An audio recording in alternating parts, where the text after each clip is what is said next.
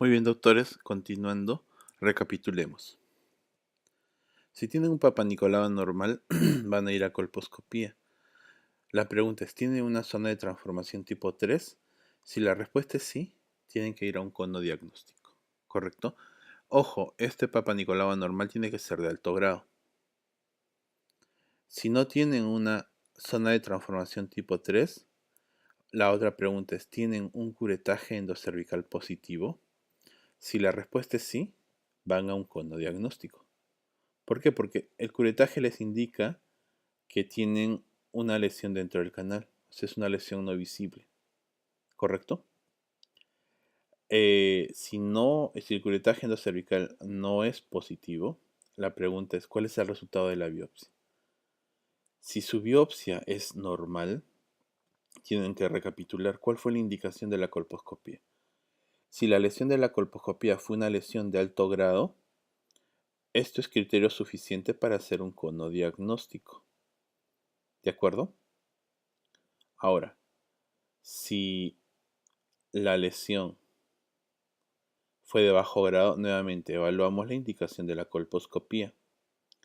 Si nuevamente la indicación fue una lesión de alto grado o una lesión sospechosa, va a un cono diagnóstico. ¿Correcto? Y si la lesión fue de alto grado, va a un procedimiento excisional. ¿De acuerdo? Entonces, ese es el algoritmo para el manejo de las zonas de transformación tipo 3, ¿ya? En pacientes con Papa Nicolau de alto grado, ¿ya? Entonces volvemos nuevamente. La impresión colposcópica. Ya demostramos que se da dependiente. Ahora lo otro, ¿es PBH dependiente?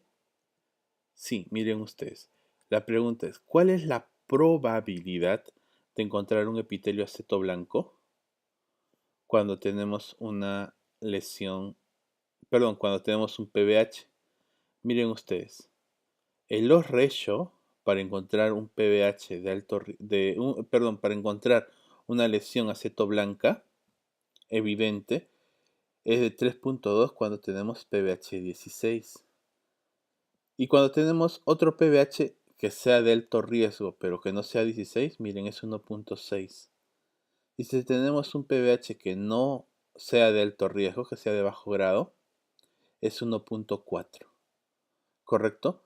Miren ustedes, a pesar de que los intervalos de confianza sobrepasan el 1, hay una tendencia mayor a encontrar PBHs 16 cuando encontramos un epitelio aceto blanco. ¿Correcto? Entonces,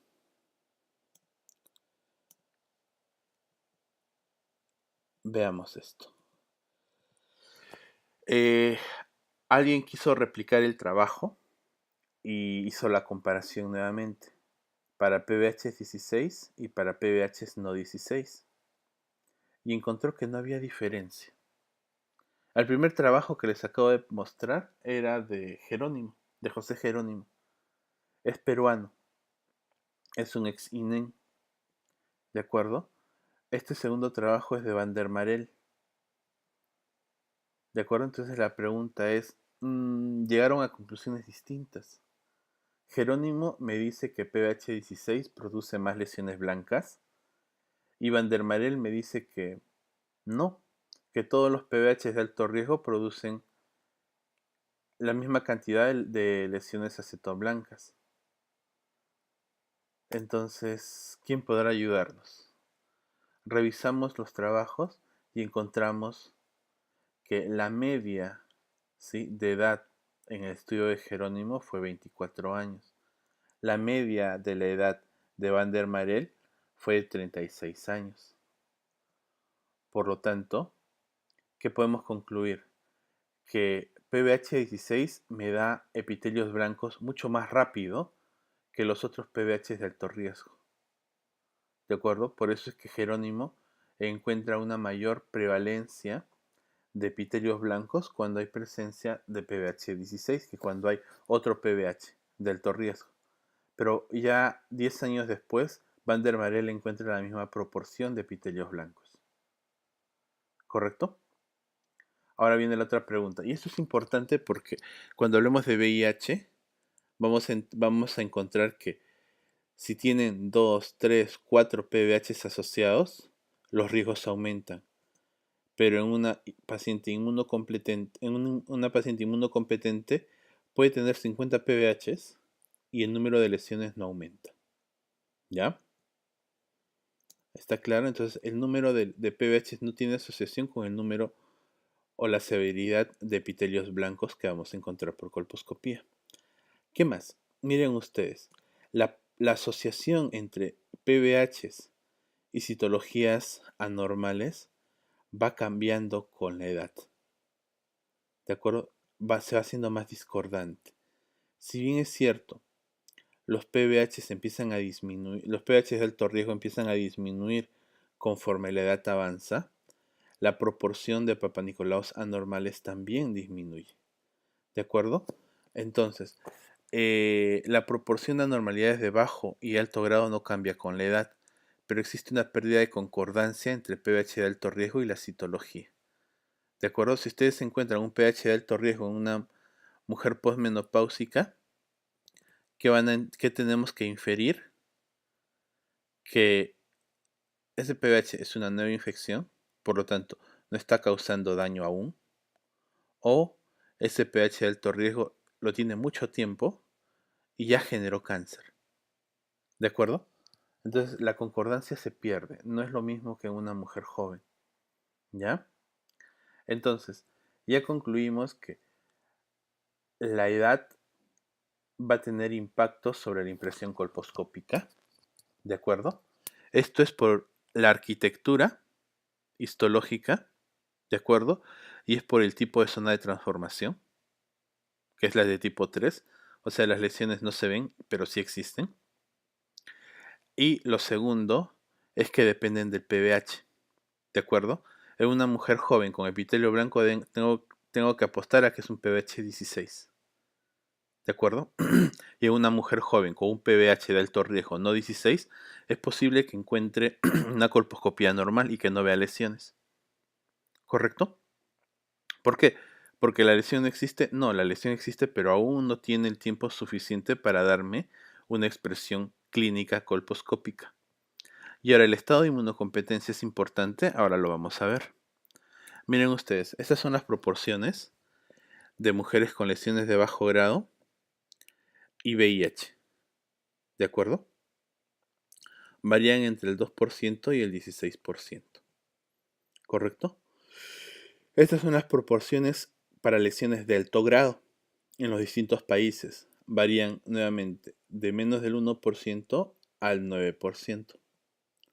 ¿Correcto?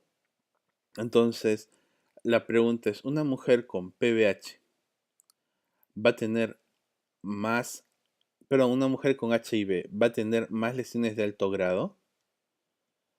La respuesta es sí, va a tener una mayor proporción de todas las lesiones. Va a tener el doble de ASCUS, va a tener 5 veces más lesiones de bajo grado y va a tener 2 veces más lesiones de alto grado o cáncer. ¿Correcto? Entonces, la proporción de anormalidades se incrementa con la presencia del VIH. ¿De acuerdo? Entonces los odds ratios aumentan también. ¿Ya? Entonces dice, si tengo PVH, ¿cuál es la probabilidad de encontrar un ASCUS o una lesión de bajo grado? Miren, el odds ratio es de 1.8 para ASCUS y es 1.7 para ASCUS. Y si tengo VIH, miren, el odds ratio aumenta, ¿a cuánto? Al doble. ¿De acuerdo? A 2.7. ¿De acuerdo? Entonces, el tener HIV me incrementa el riesgo de tener anormalidades en el Papa Nicolau. Sí, ahora, lo otro, los números de CD4 aumentan el riesgo. La respuesta es sí. ¿De acuerdo? Si hay un conteo menor de 200, hay un odds ratio de 2.9. La carga viral será importante. Miren, si hay más de 100.000 copias del virus, el odds ratio de tener una anormalidad citológica se incrementa a 8.6. Y si la paciente usa terapia targa,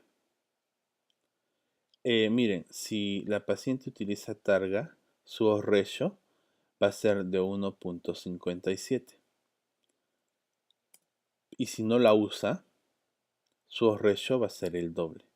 Entonces, la conclusión aquí es que a pesar de utilizar targa, el riesgo de tener anormalidades citológicas se mantiene incrementado en una mujer con VIH. Y si no utiliza targa, el riesgo se aumenta mucho más. ¿Correcto? Entonces, esto es otra vez, infección de PVH en mujeres con HIV. Miren, la probabilidad de tener una infección por PVH en una mujer que tiene HIV tiene un odds ratio de 2.37.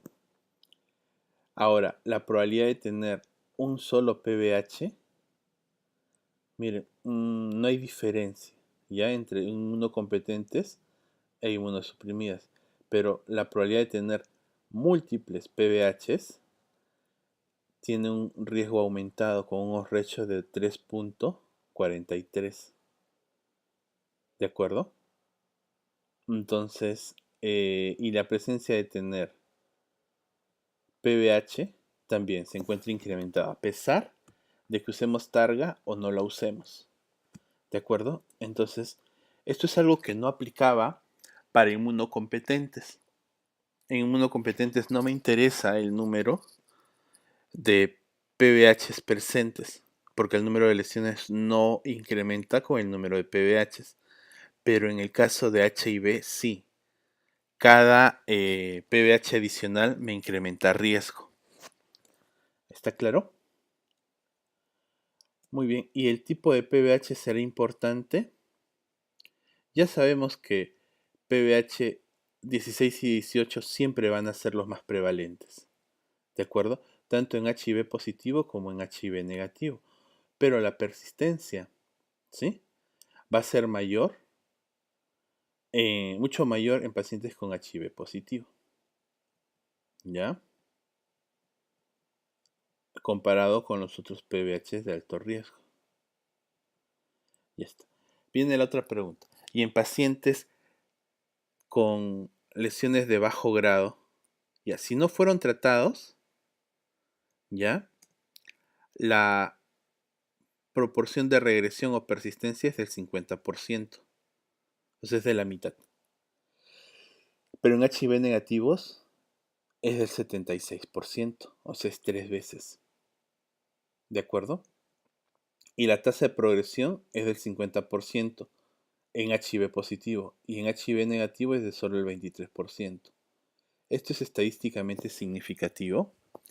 Esto significa que la probabilidad de regresión es menor en una paciente con VIH y la proporción de progresión es mayor en una paciente con VIH. Y en pacientes tratadas, ¿cómo es este comportamiento? Miren ustedes.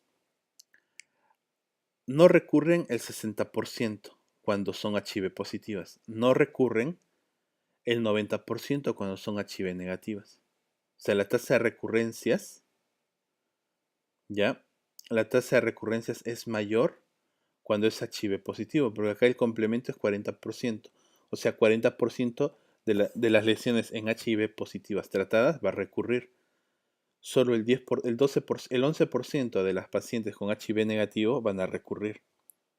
¿De acuerdo? Esas son las proporciones. ¿Está claro? Entonces, hay más recurrencias en pacientes tratadas, de acuerdo, que son HIV positivas. ¿Y el conteo de CD4 tiene algo que ver? En tratadas, sí. La probabilidad de recurrencia tiene un odds ratio de 4.8. Y en no tratadas, también la probabilidad de recurrencia tiene un odds ratio de 6.7. ¿De acuerdo? Entonces, la probabilidad acumulativa de tener recurrencia es mayor cuando tenemos una mujer con HIV positivo. ¿De acuerdo?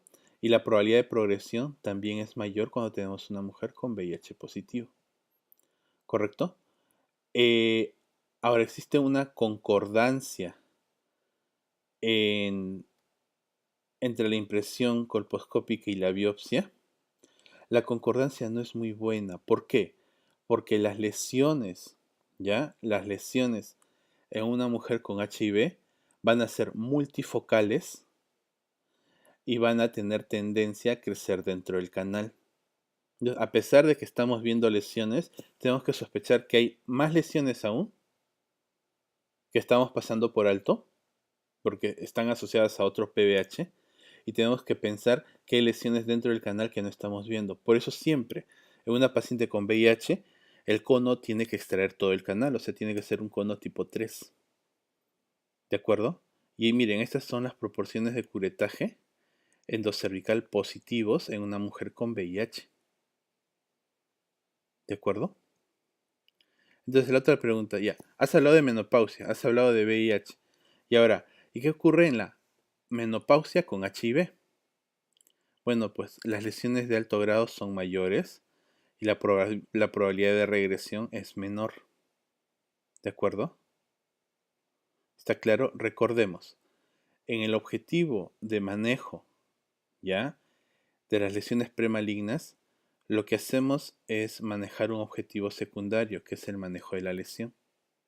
El objetivo primario es esperar que se aclare el virus. Esto se llama test de curación y lo hacemos a 12 y a 24 meses, pidiendo que test de PBH y Papa Nicolau. ¿De acuerdo? Entonces, y en HIV, bueno, miren, la probabilidad de obtener márgenes libres es de solo el 32.8%. ¿Por qué? Porque las lesiones están dentro del canal. ¿Por qué? Porque las lesiones son multifocales. ¿De acuerdo? Entonces, ¿cuál es el impacto de la escisión en la progresión de mujeres con HIV? Si hacemos un procedimiento excisional, en HIV negativos la probabilidad de progresión es de 0, pero en una mujer con HIV positivo la probabilidad es de 6.4. ¿De acuerdo? Entonces, si vemos persistencia y aclaramiento, miren, en HIV positivo es 50-50. ¿De acuerdo? 50% persisten y 50% aclaran. Comparado con HIV negativo, donde solo el 7% persiste y el 90% aclara. Esto es para lesiones de bajo grado. ¿De acuerdo? Y si no fueron operadas, igual. Hay una mayor persistencia y un menor aclaramiento en HIV positivos comparado con HIV negativo. La relación es inversa. Por lo tanto, ya concluyamos. El HIV positivo incrementa la tasa de colposcopías positivas. Claro, hay más papanicolaos anormales. Perdón. Y el riesgo de persistencia y progresión y recurrencia son altos, a pesar de que hemos tratado. La tasa de aclaramiento del virus es baja y el tratamiento más óptimo en estos casos es un cono frío. ¿Por qué? Porque tiene que ser un cono amplio, extenso, que extraiga todo el canal. ¿De acuerdo? Muy bien, doctores. Un saludo. Recuerden esta frase del gran Albert Einstein. Estamos en contacto. Saludos. Compartan la presentación. Cuídense.